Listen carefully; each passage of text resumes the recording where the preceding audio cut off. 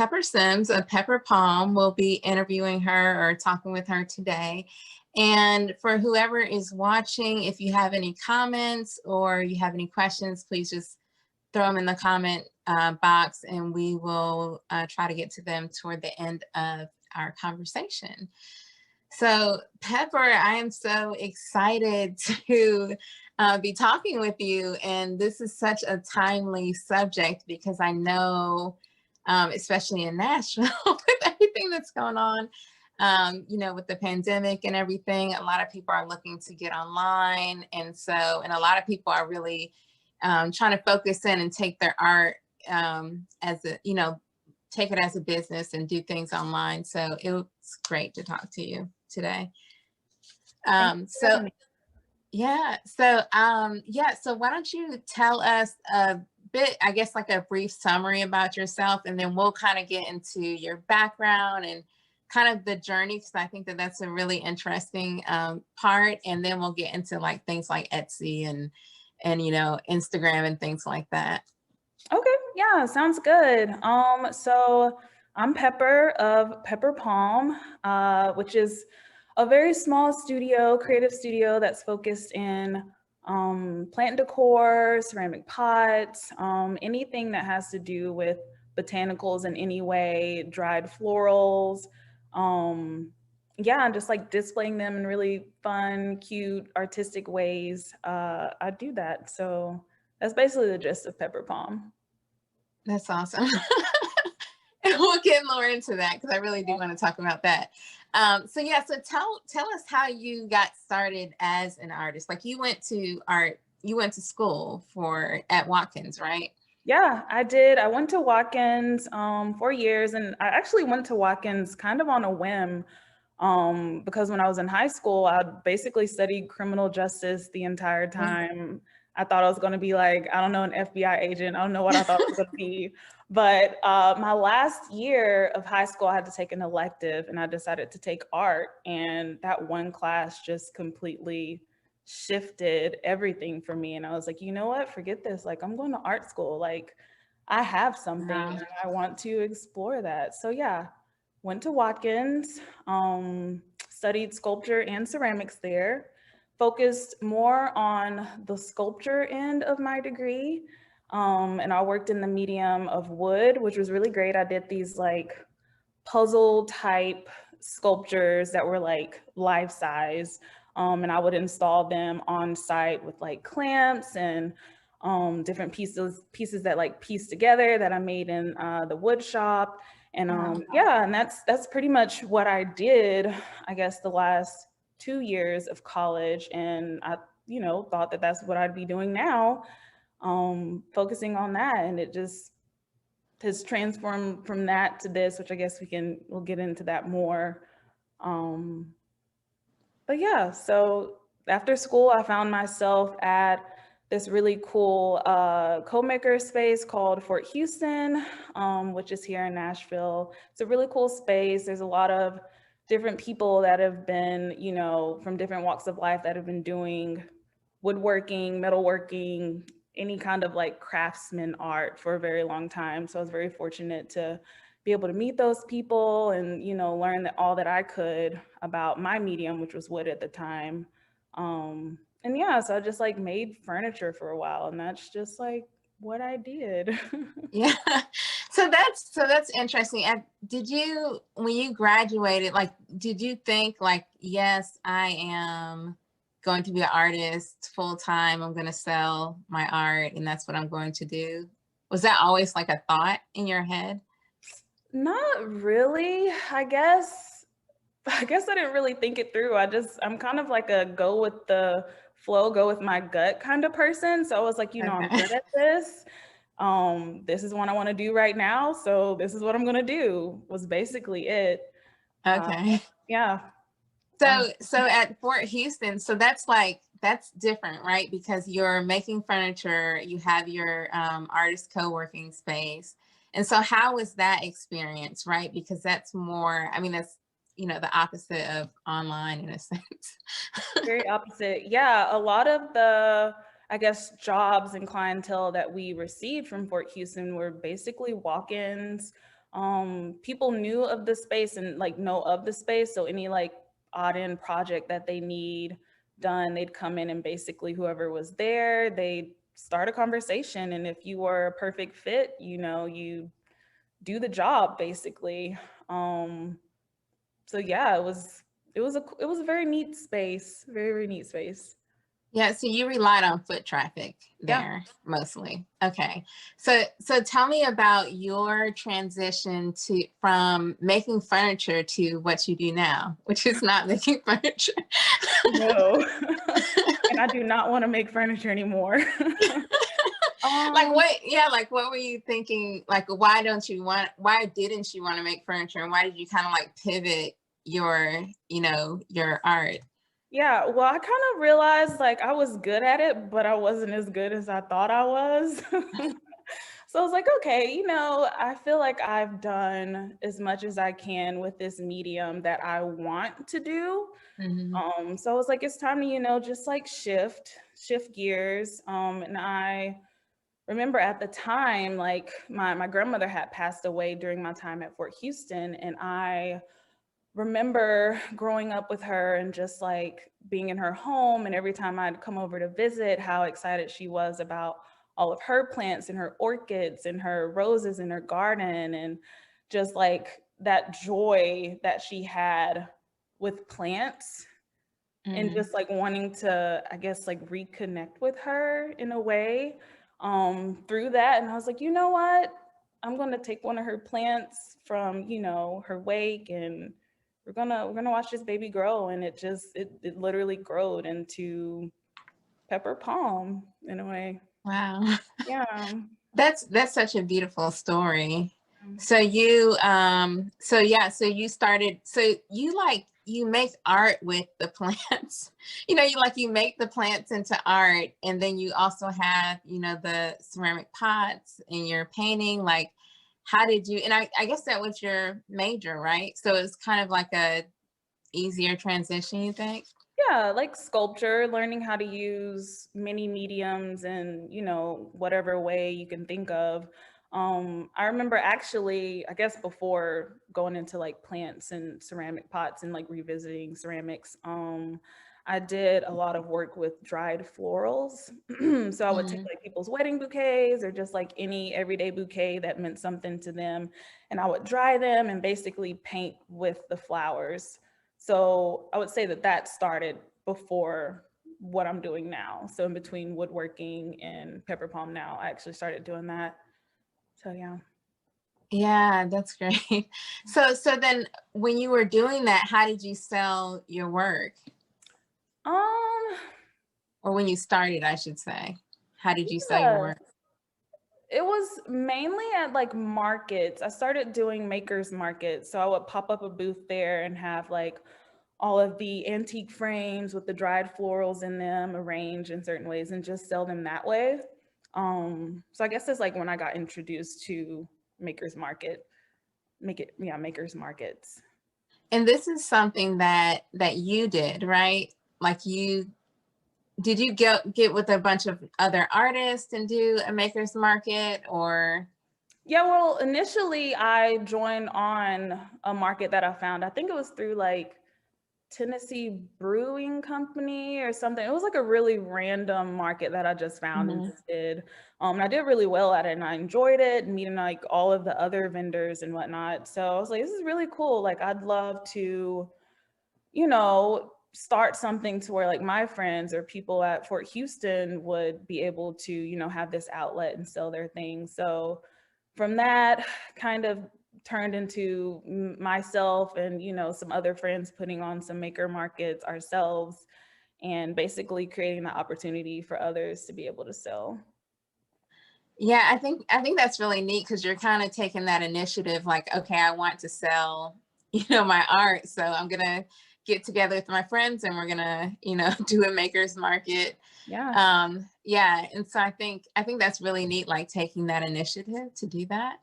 Yeah. So at that time, were you online Um, or? yeah, I actually I had started my Etsy in 2017. But at that time, the only thing that was on there were my florals, like the floral, I call them wallflowers. So those are the only things that were on there. And I think like some coasters that I made, like some resin coasters as I was playing around with resin. But yeah, that was all that was on there. Okay. So then what made you shift? Was it COVID that made you shift to having more of an online presence, or how did that affect you? I don't know if I can pinpoint it to COVID. Well, definitely things did blow up this year. Like I said, I've had my Etsy since 2017. I can't remember at what point I started playing around with the pots and painting the pots and putting them on there, maybe last year. And then I did a few markets last year, like a few night markets that went really well. And people started like following me more on Instagram. I think I had maybe like 600, 700 followers at that point. And then this year is when things like really took off around like May, June, whenever, you know, just a lot was happening and people were wanting to support, you know, Black businesses. And somewhere along the line, I got included in an Instagram post, like someone made like a list of Black owned businesses to support. And I was on that list and people just kept reposting it. And yeah, and my following just went up and sales on my Etsy went up. I'm like, yeah. Okay. Yeah, so I'm gonna back up a little bit and we'll come back to that. But talk to me about, like, let's get into this online thing. Like, talk to me about Etsy, like setting up Etsy. Was it hard? What are some of the kind of basic things that you did on Etsy to promote your product, or like the best kind of your best practices for Etsy, or even the bad things about it? Yeah. I think the main thing with Etsy is that the interface of it is super user friendly. Like it took me no time to just go on there and upload my images, upload the description, and it was a very easy process in that sense. Sorry, we have a dog here. I don't know if you can hear him like licking water. Anyway, yeah, so the process of setting up the Etsy was super, super easy. I would also say that it's basically a one-stop shop for whatever you could possibly want that's handmade, artist made, you know. Do you feel like you get, like, I've heard a lot of artists say that, there's so much stuff on there. There's so, many people that kind of do similar things. Do you feel like you get lost on there, or?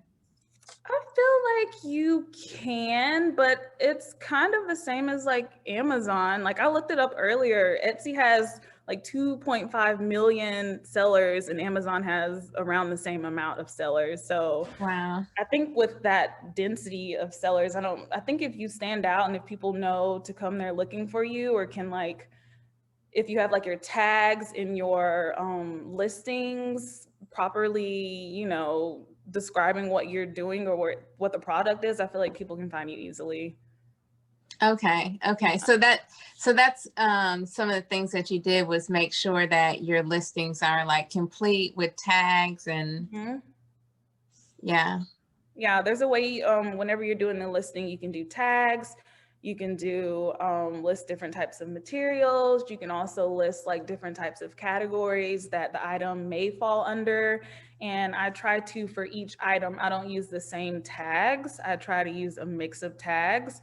So that way, if you come on and you're searching for, I don't know, a pot, but you're looking for like this type of theme, like my designs have different tags on them. So one thing will pop up for multiple, you know, searches.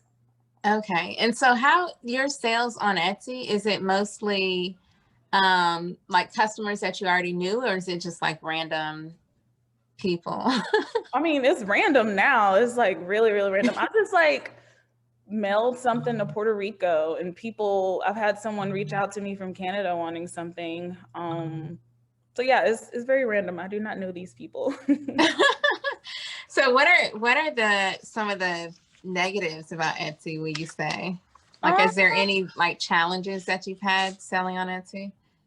There can be. I know I've ran into like some sales tax things that I wasn't very like savvy on at the beginning. Like some Etsy pulls sales tax for certain states, but not all states. So you have to go in there and enter it manually for each state. That was annoying. Also like ratings, like if someone wants to give you like whatever kind of rating, like if it's not a 5-star rating, you can't add an image to the Etsy rating, which, you know, for a business owner, like you want to know how your product's doing, like me, Yeah. realistically, how it's doing. So that's another thing. Let's see. Yeah, I guess those would be my two main things right now that I've ran into. Okay. Yeah. So you're on Instagram too, right? Mm-hmm. And so tell me about your Instagram and kind of like your journey, or some of the things that you've done there on your Instagram account. Because when I look at it, I'm just like, you know, when I went over there to look at it, I'm like, oh, this is so beautiful. You Yeah. know, it's like very pleasing to the eye, you know. So tell me some of the things that you did, you know, starting your Instagram and building your Instagram. Yeah. I mean, I've had that Instagram actually used to be my personal Instagram, and then a few years ago I switched it over to Pepper Palm whenever I started my Etsy, because I didn't really care for a personal Instagram. I'm like, I'm just posting art anyway, might as well just make my art Instagram. So yeah, I did that, and I realized, I guess just like I wanted more of a concept to my page. I wanted to look, you know, like more cohesive, to be inviting, to be colorful, to reflect what I'm doing, but still be like in a stylistic way. So yeah, I'm pretty strategic with what I post and how often I post. Yeah. Tell us about that. Tell us about like what do you post and what don't you post, or what kind of things do you like to post, and then how often? I do not post that much. People that follow me, they probably know this. I post maybe like once every 4 to 6 days, so pretty much once a week. But Has it also, always been like that? Have you always posted once a week? for the Like, most part, yeah. okay. I know me personally, I don't like scrolling and just seeing the same account because they're posting so much daily. So I try to not like, which I know is crazy from a business standpoint, like you want to stay in the front of someone's mind, but I don't like that. I do post a lot on my stories though, like I interact with people a lot on there by doing like polls and, you know, asking questions. But Do you yeah, do you post on your stories like every day, or? yeah, I post in my stories every day. Okay. Mm-hmm. I think the stories is where it's at though. You Yep. know? So, and I will say too, like, because you'll hear probably mixed things about how many times you should post. One thing, you should be consistent about how many times. Like, if you don't post a whole bunch and then only post once a week, and people are like, "Well, where did you go?" You know, so you're consistent, so that's good. But I think that that's where what you post comes into play, because if you're doing marketing outside of that and you're drawing people to your page, and then they see that your page is awesome, they're going to follow you, you know? But if you don't post and your content's not that great, then you're not doing other things outside to draw people to your page, then it's not going to work. So, so if so what you do is, it works because you have other ways that you're drawing people in, your content is good. So tell us about like your content, like some of the things that you do for your content. I mean, it's basically all of my things. I try really hard to not use like stock images in my posting. In my stories, I may use it to like write something out like as a background, but for my posting, I make sure that all of my images are my actual products. I do have 2 photographers that I work with because I cannot take a photo to save my life. So they do all of my photography. And yeah, I try to make sure that, I don't know why, but I post in threes. So I'll post like the same item, but kind of in different versions, or I'll do like puzzling. So like I'll have like, you Yeah. know, rows of threes, and then I'll have like a larger section of a bigger image. So that way when people see it come up on their feed, it's just kind of like a broken up image, but so they have to click on my page to like actually see what's going on.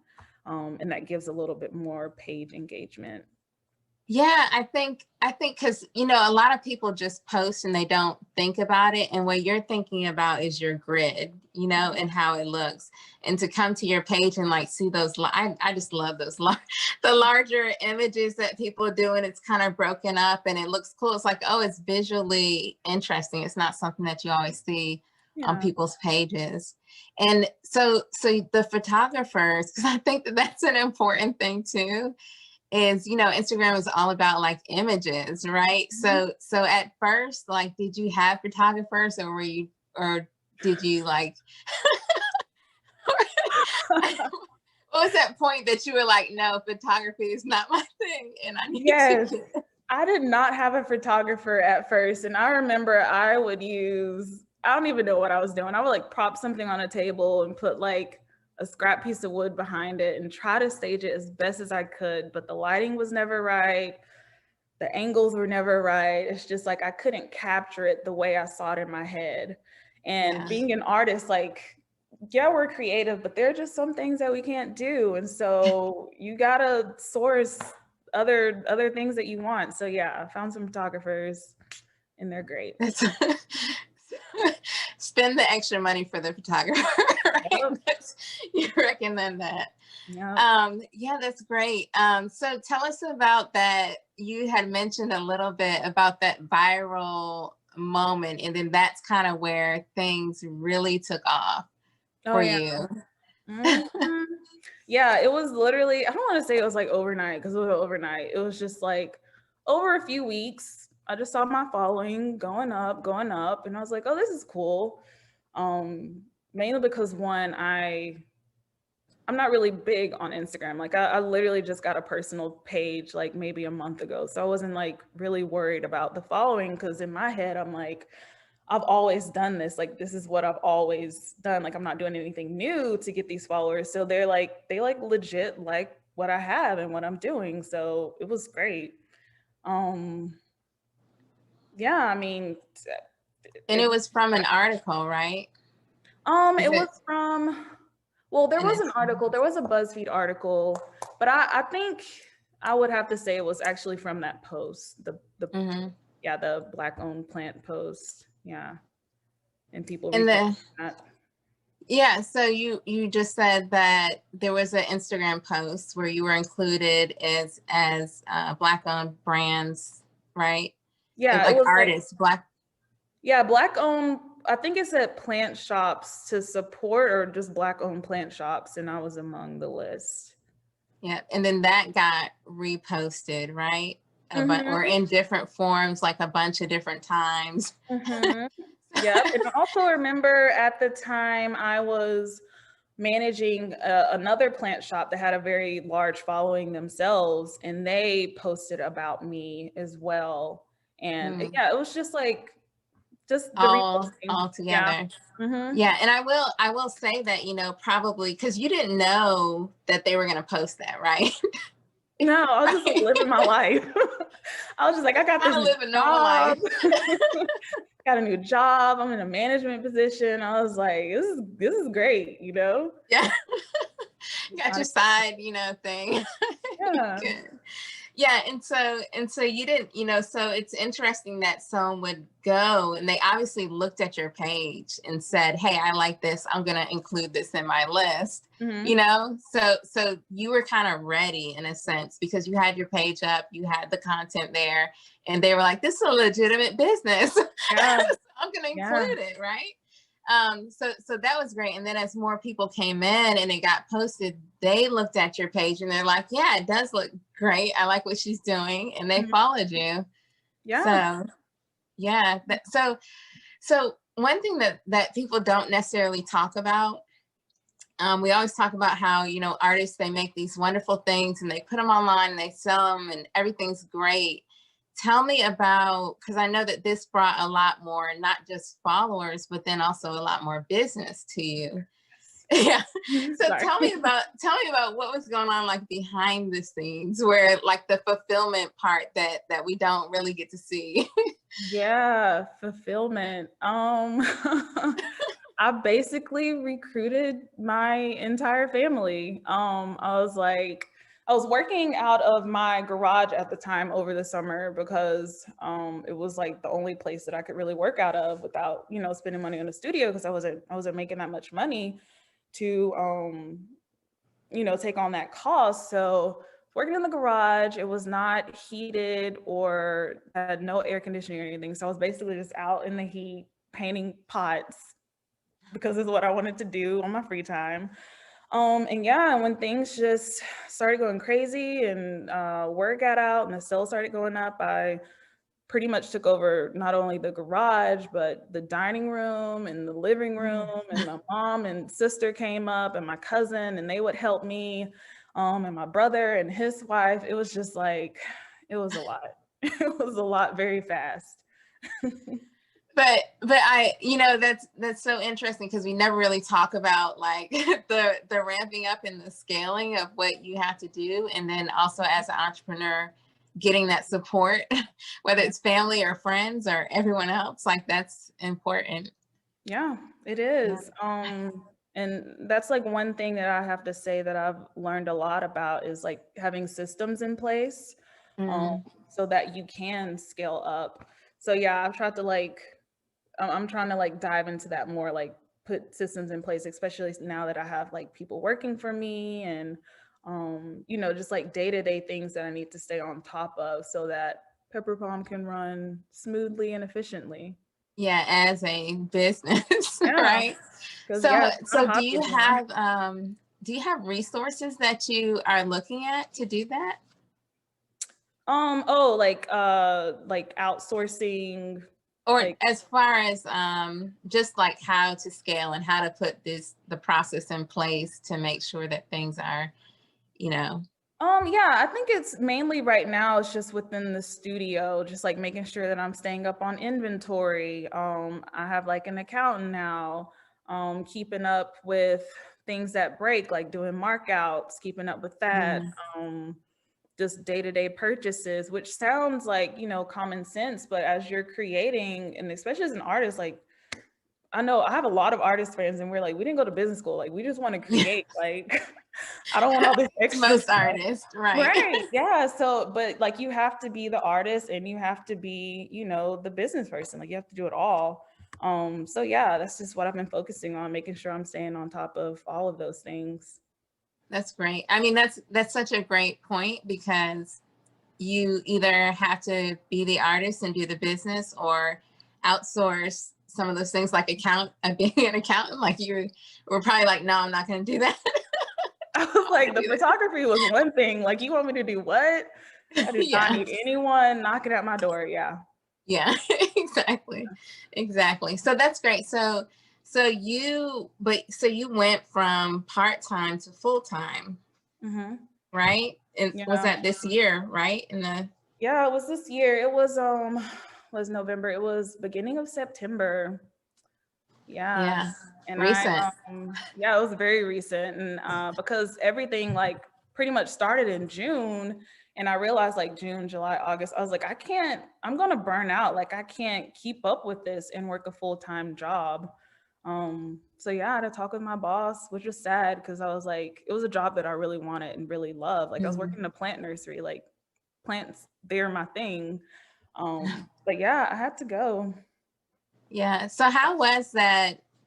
Was there like a certain moment that you knew, like, I have to, or was it kind of like a aching, like gradual thing, like you can't keep going like this, kind of thing? Yeah, it was like, yeah, I remember the day that I had told my boss, I was like, because I told her like what was going on and with Instagram and Etsy and the post, and just like she was trying to figure out ways to, you know, support more Black businesses and just having an honest conversation about what was going on at the time.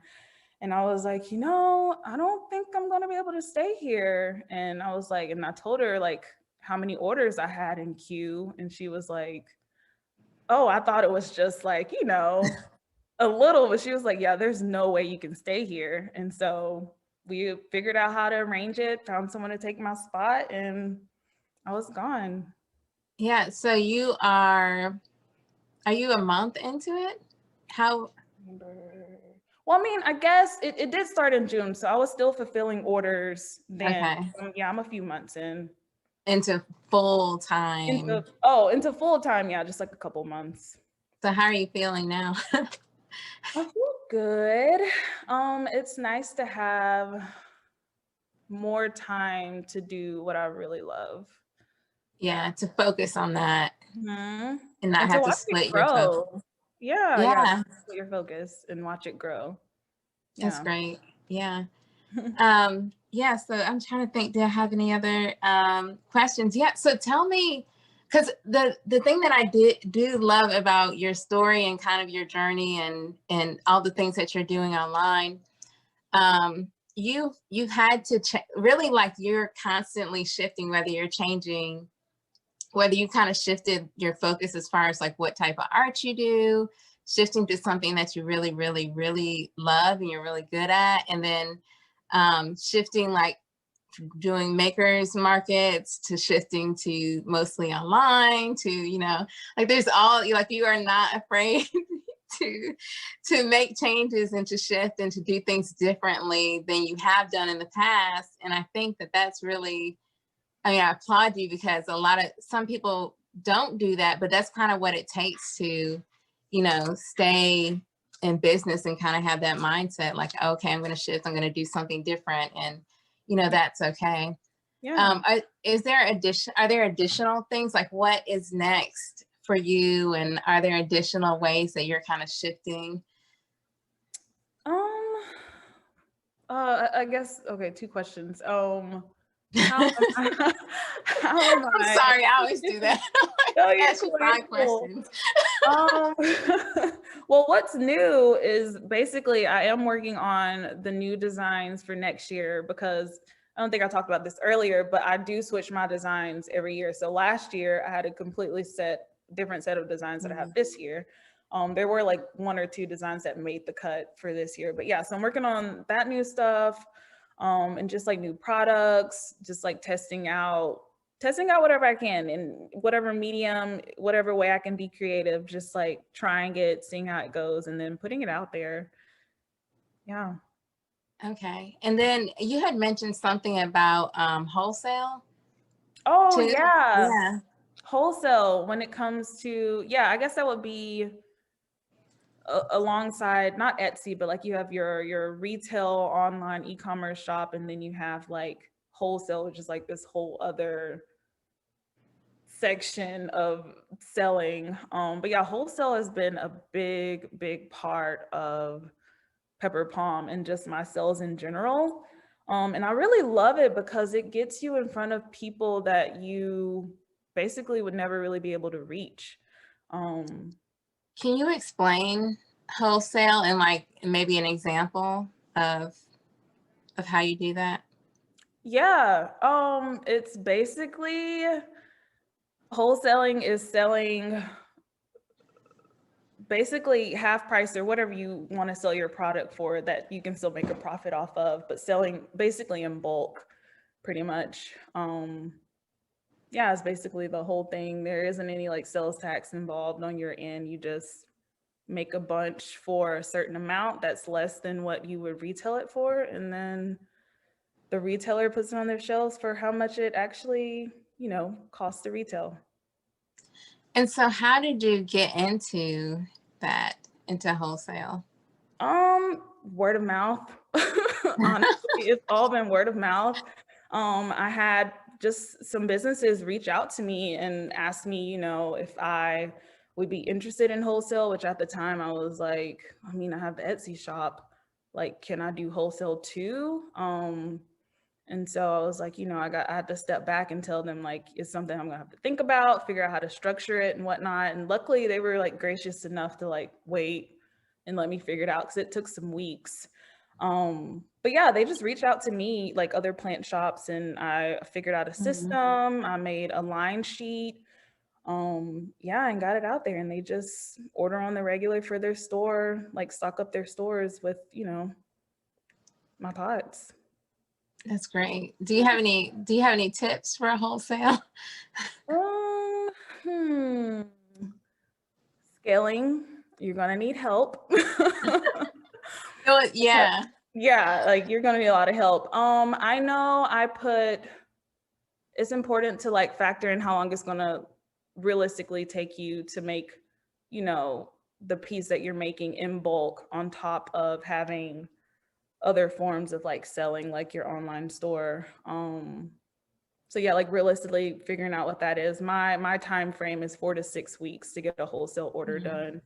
And then I also have like a minimum amount that they need to, purchase in order to have the wholesale.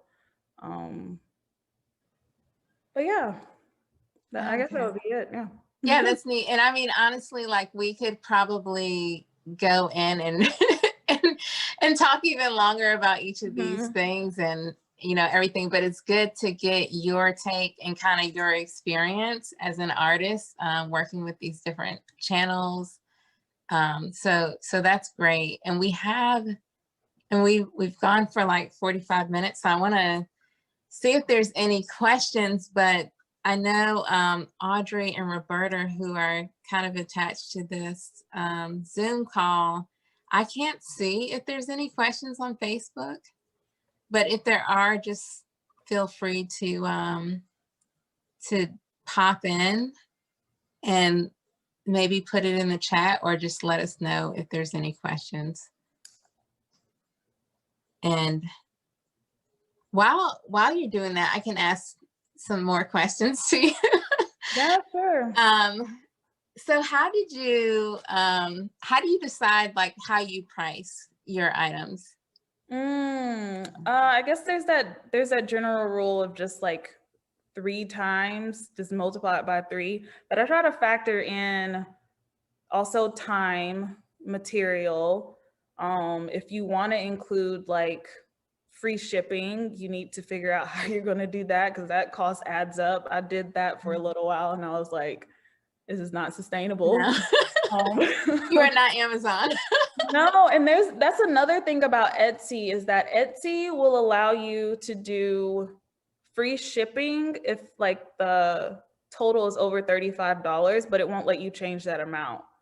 So it's like Oh, you can't do like if it's over 50 or if it's, bundled with something else, like it's just 35. So that's another con to Etsy. okay. Okay, so I have one more question because I Okay. was reading your bio and it says that at Watkins you began to explore mediums that included wood, resin, metal, mannequin parts, and clay. And I just wanted to know about the mannequin parts. Well, the Can mannequin you parts, explain that?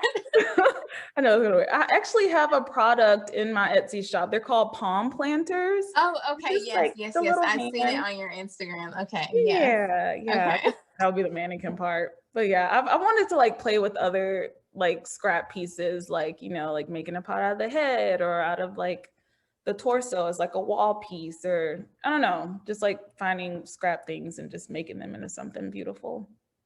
Okay. Cool. Yeah. Okay. Yeah. Now I remember that picture on your Instagram. So, okay, I Mhm. get it.